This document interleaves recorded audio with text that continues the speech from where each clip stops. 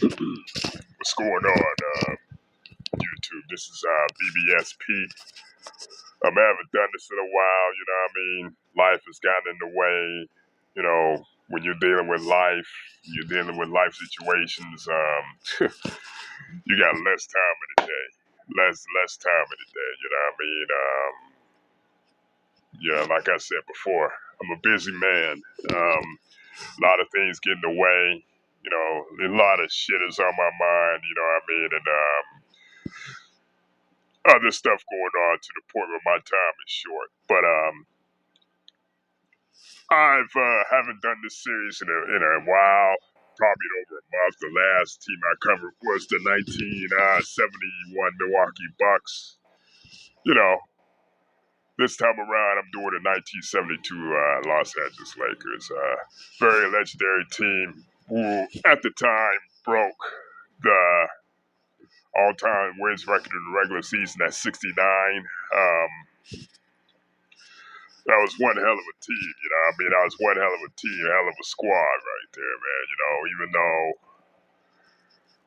yeah, you probably could make the argument that they were the first actual super team that was top heavy, you know, despite the fact that Wilt Chamberlain was at the end of his prime, you know what I mean? Yeah, which, you know, I learn everything every day, you know what I mean?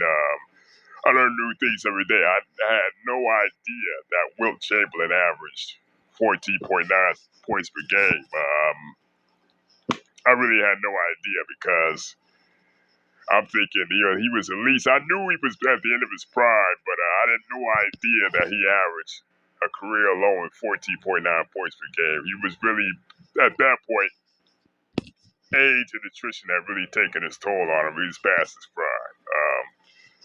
At that point, Jerry West was undisputably the best player on that team, like averaging 25 points per game.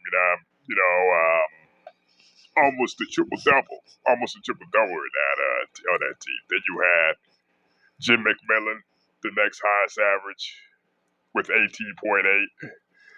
Then you had Happy Harrison, you know, of course.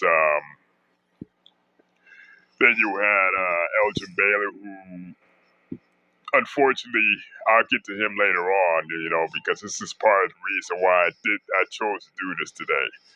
He retired mid-season during that particular year. He retired. He averaged around 11 points per game, around 3 assists and 6 rebounds.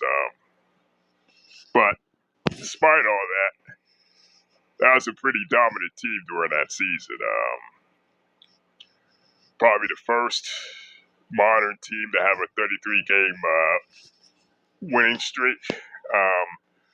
And that particular time, that was a record.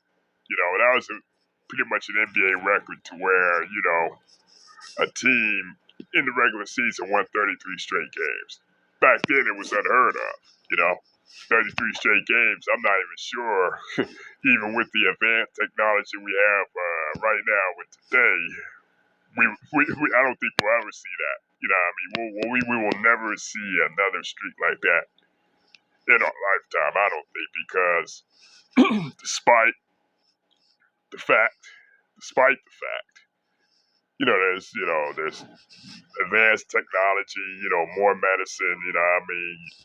You got more players sitting out, more players, you know, prioritizing low management. But, you know, that team had a remarkable streak of winning 33 straight. 33 straight. Think about that. Just think about, you know, how hard that is. Winning 33 games in a row. You gotta think. You gotta think straight up that that's over almost a two month span, you know what I mean? Definitely over a 2 month span. You know? You definitely had, you know, all the usual suspects. Elgin Baylor, you know, Wilt Chamberlain, Jerry West, Elgin Baylor, Happy Harrison, Gerald Goodrich, Jim McMillan, you know, even Pat Riley was on that team. The legendary Pat Riley was on that team contributing. Of course. But they definitely was a dominant team during that stretch. And the main team that ultimately ended that 33-game winning streak was the Milwaukee Bucks. Still had Kareem, Oscar, and all those guys, McLaughlin. They finished the regular season, like I said, 69 wins, 13 losses. Back then, it was a record, definitely a record for wins in the regular season. In the playoffs, they faced an up-and-coming Chicago Bulls team with Norm Van Leer, Bob Love, and Jerry Sloan. Back then, the Chicago Bulls were the Western Conference. They beat them 4 games to 1 in the Western semifinals. See, back then, the top team in the league got a bye, kind of like what the NFL is right now. But after they beat the Bulls in that 5 games, they move on to the Milwaukee Bucks in the Western Finals. Of course, you had the class of the Titans, albeit Witt was past his prime. He still held his own against Kareem. Then you had Oscar versus Jerry West. And Milwaukee Bucks were coming in as defending champions, and the Lakers were coming in as the dominant team that season, the best team that season. Yet again, Kareem and Wilt put on a matchup for the ages, but I feel like Jerry West was the deciding factor in that series.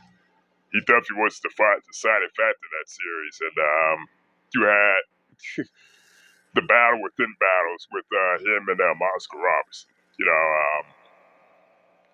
Ultimately, the Lakers' size, depth, and versatility ultimately proved to be too much for Milwaukee. Then you go to the NBA Finals, and then they played the New York Knicks. Those legendary names, Earl Monroe, Walt Clyde Frazier, Willis Reed, Dave DeBusschere, Bradley, you name it. And also, coincidentally enough, Phil Jackson was on that team. That was pretty much a battle. Lakers really had to go out and earn that series, because the early 70s New York Knicks, they were probably the most formidable team of that decade. You had the Golden State Warriors, Boston Celtics, remnants of the 1960 dynasty, even though they still had Havlicek. Then you had JoJo White on that team, So the 70s Celtics were pretty dominant within their own right, even though they didn't really replicate the success of the previous decade in the 1960s. So yeah, that was one finals where Wilt finally got the best of Willis Reed. Even though the numbers didn't really reflect it, I feel like his defense and his overall all-around game pretty much nullified Willis Reed. And then you had Jerry West doing this thing, the all-around player he was, basically finally getting the monkey off his back, finally winning an NBA championship. That Jerry West, you can make the argument that, but then again, somebody needs to inform me on this. Did Jerry West win the MVP in 1972? I gotta know that. Somebody inform me on that, because that right there, I'll have to do some research on. But I'm pretty sure Jerry West won the MVP in 1972. But looking at the numbers he put up, looking at the efficiency he did it, he had to win the MVP in 1972. But anyway, yeah. Lakers dominated that series and ultimately won the championship.